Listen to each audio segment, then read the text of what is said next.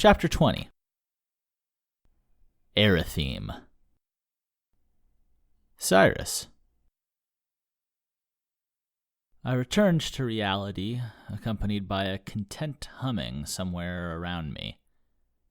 There was a tune, and the longer it went on, the tune eventually became words, as a man sang mostly to himself, moving around in space. Then everything rushed back at once, and I doubled in half, vomiting out what seemed to be the entire contents of my stomach in half again. Weakened and hacking, I fell back into a reclined position on the voluminous chair, still spinning. Suddenly there was a warmth on my shoulder, a dabbing at my mouth, and the song fell to an end. "Well, at least you hit the bucket this time," an older voice said with a chuckle.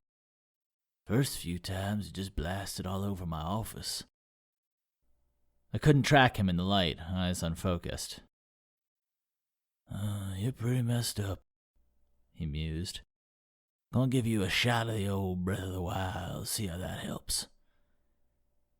The hand grew warmer, and I felt a wave wash out from him through my body, filling me from shoulder to toes to tips of my hair before it finally settled beyond my eyes. I jittered and jolted at the foreign energy, but it wiped away a layer of the fog. I was facing an older man, with short hair and beard all white, and the lines of age along his smiling face. He was still strong, though, lean and rippling muscle just like all the others. My stomach bucked, and the old man danced out of the way as I vomited, returning to pat me on the back with another breath of the wild that helped settle the violent churning in my gut. "Pomfret-infused fire liquor," he said. "Not the most elegant answer, but I can respect Tristan for coming up with it in the moment." What was that?" I asked. "The thunder and the storm and the force and what happened?" "You had your ear pressed to the door, and you heard something tremendously loud, Valguardian," the old man said. "It seems that your sense for the wills and rhythms and forces of the world is quite sensitive. And in the presence of an old power letting out its call, well, seems you nearly imploded." "But what is the... What was it?" I stammered. "I'm afraid to tell you that you'll have your answer soon," he said. "But in the meantime, we must make you presentable." Under his directions, I stripped down and was doused in water, given towels and a new change of clothes that were a little bit too long for my height, and then returned to his room. I felt slightly better, and though the effects of the drug still lingered, it seemed that the breath of the wild and the vomiting had left me in better shape. A chunk of bread, some lukewarm meat, and some cheese from the old man made up dinner, while he continued to putter about in something close to a study. It was a cozy space lined with books, old skulls of different animals, maps, bottles, documents, and it had a sitting room with chairs that had been cleared out for me and my bucket, as well as a low table. After I devoured the meal and a second plate, he came down and sat next to me. "A few tips before you see him," the old man said. "Don't lie. Don't ever try to fight. Before he speaks to you, you take a knee and you show respect. And if things start to go way wrong, take both knees with your head down." "Do you expect things to go wrong?" I asked. "No idea," he said. "Now I believe we've kept him waiting long enough." With that and nothing more, he led me out into the tunnels and up, higher and higher to the floor that was surely at the very top of the place, and then he stopped outside a simple door carved from the wood of a glistening tree. "Knock and request entry," the old man said quietly. "The rest is up to you." What's your name?" I whispered. What's his?" "Mine is Roman," he said. "Unless he offers his name, you shall refer to him as Aerithim." "The Star-tailed Comet," I said, and Rollman's eyebrows raised. So, you know more than you let on, Rollman said. With that, he knocked upon the door and strode back down the stairs. A voice like the sound of distant thunder, the same from the last moments of my consciousness, rose to meet me. "Enter," it called. With nowhere to run, I opened the ancient oak door and stepped through into the room past it. There was a freshness here lent by an entire missing wall which lay the room open to the sky and stars, and flowers, trees, and bushes pulsed with life within it. Everything in the room had been grown, from the desk and the bookshelves which lay to one side to the dining table on the other. There was even a large meeting space ahead and to my left, and most importantly, a large terrace where two figures sat looking out to the evening through a break in the trees and the mountains and the hills that seemed to stretch out from here to beyond the horizon. "Valguardian," Aerithim spoke. He did not raise his voice, and yet it filled the space with strength. "Come, sit. Partake of our meat and wine. There is no creature, man or wolf, that can think clearly on an empty stomach." I walked slowly through the room towards the terrace, eyes on the two figures sitting peacefully side by side. She had vibrant white locks, where his hair was close-cut and ink black. And though they were both tall, he was still a head taller than she. They each had glasses in their hands, each filled, and as Aerithim put his down, he hummed, a low rumble of satisfaction. She followed him, placing down the cup and drawing up to curl against his chest. "Raw!" a young voice called out. "You're weird. Raw! We're gonna get 'em!" Another playful voice called out. From behind their seating, a pair of nearly identical little girls scampered out, each with little black and white wolf cloaks, as they raised their hands and growled. The two came up to me and drew to the entirety of their 3-foot-tall frames. "Watch out! We're gonna eat you!" one said. Her sister nodded vigorously. "Yeah, we're gonna eat you!" she said. Well, that's adorable. The clean and clear sound of laughter came out from the chairs, alongside a low hum that might have accompanied a smile. "Leica, Sandra," the woman called out, like a voice in the winter breeze. "The weird one is a guest of your father's. What do you do?" A quick look back to their mother and then to each other, and the girls turned to me, each taking a knee with bowed head. "Welcome to our realm," they said, with the slightly tumbling speech of those who had not quite gotten the handle of it yet. "Thank you for hosting me," I said, bowing my head in return. That felt right, but as they looked up at me, they both giggled and shyly scampered back to the shelter of their parents. With a deep breath to gather whatever bravery the girls had given me, I acted decisively, making my way very quickly to where the whole family could see and dropping to a knee again. I still hadn't introduced myself. "My name is Cyrus Delgami," I said. "It's an honor to meet you, Aerithim and... "Raylara," the woman calmly spoke. It meant something along the lines of the swift coursing river fed by snow. For a moment I waited on their answer, feeling their gaze as they looked at me in ways beyond simple eyesight. I could sense a great power simmering under the surface of both of them.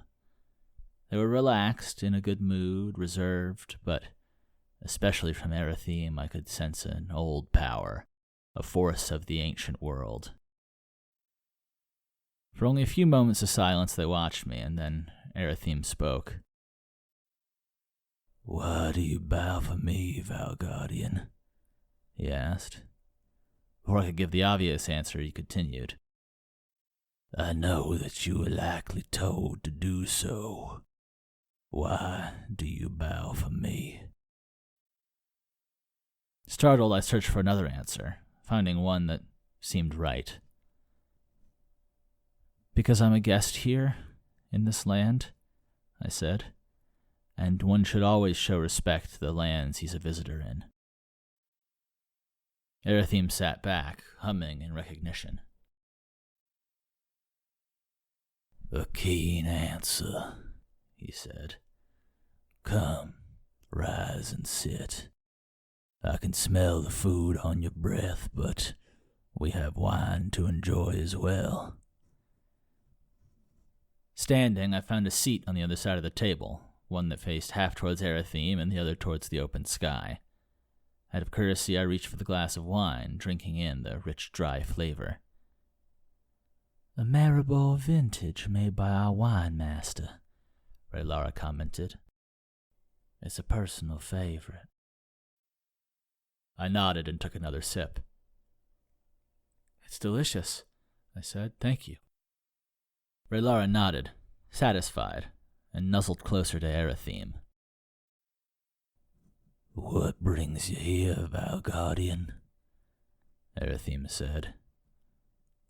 To the continent, to my home.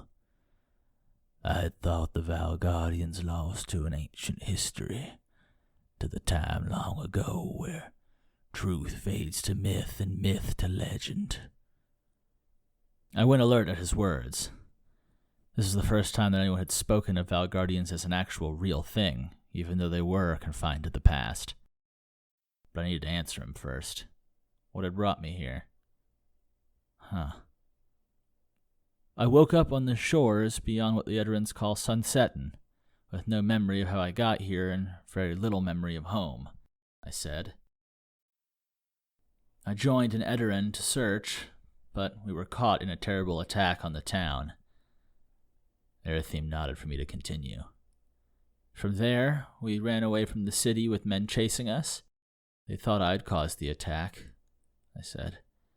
They caught us, and they killed Bram, but I was able to escape into the forest. I wandered there for a while until a great wolf found me and brought me here. The story fell quiet, and Aerithim sat looking at me, eyes betraying no emotion as I struggled not to immediately fall to both knees. The people of the wolves were tall, lean, strong, intense. He was taller, leaner, stronger, more intense, and with jet black hair and his matching cloak, eyes of deep greens, arms that looked like they could reach straight into me and rip my heart from my chest. He had a lithe power like he could leap from here straight into the sky. All of this besides the force of him, which drummed on the rhythm of the world like its own vibrant nexus. As the silence grew louder, there was an imperceptible shift. He did not move, but all around me the pressure turned to a great force on my breath and my brain. He had not changed position, he had not made any visible act, but in a moment I became overcome with a deep, animalistic fear of him, like the mouse feels for the owl gliding silently above. He had hidden it, kept it down so that we might speak, but the storm that had sent me to the edge of my sanity from nearly a mile away still raged on within him. And even what I saw now was just the breeze at the changing of direction. My hands began to shake, first lightly and then more, and it was all that I could do not to fall to my knees and beg for forgiveness. You would not come into my home and speak falsehoods to me, right, Cyrus of Valguardia? He said. No, never, I stuttered, fighting for control of my senses. I'll tell you anything. I'll tell you anything I want. I'll tell you anything you need to know. My hands continued to shake so violently that the wine started to splash out. Just as I moved to drop to the floor, Aerithim blinked, turning to Raylara to pull her closer in, and like nothing, the power that had filled the room settled again, to just beyond perception. Not gone, never gone. A little hand on my thigh nearly startled me out of my chair, and I turned to see one of the twins, Laika, reaching up with both hands. Up, up, she said. I looked to Raylara and Aerithim, finding Raylara nodding in approval, and I carefully lifted the little one, who flipped around to face her parents and giggled again. He's weird, she said. Aerithim's eyes narrowed again in what might have been his sign of a smile, before he spoke, reaching out and ruffling the hair of Sandra, his other daughter. Twins are a great gift of the fates, he said, especially for a race so long-lived as ours. I may not look it to you, Valguardian, but I've lived far longer than any human. It is for this reason that I know that your story, though it may not have contained any falsehoods, was lacking the truth. It had the sense to me of a story we tell ourselves to feel better, but in the wild such stories fall apart and collapse under the weight of nature's great veracity. I received reports from our people on the edge of the forest that a great and terrible power came to the Edirne town you call Sunsettin, he said, green eyes flashing. So I know this to be a grain of truth in your story. But I also received word of another power, opposite and yet nearly equal, that came to life on the edge of our territory. And then from that power came a boy, so different from those of these lands as to be nearly unrecognizable. A boy who now sits in front of me. I could do nothing but simply nod and agree, waiting for his judgment. So tell me, boy, he said, what was the rest of that story?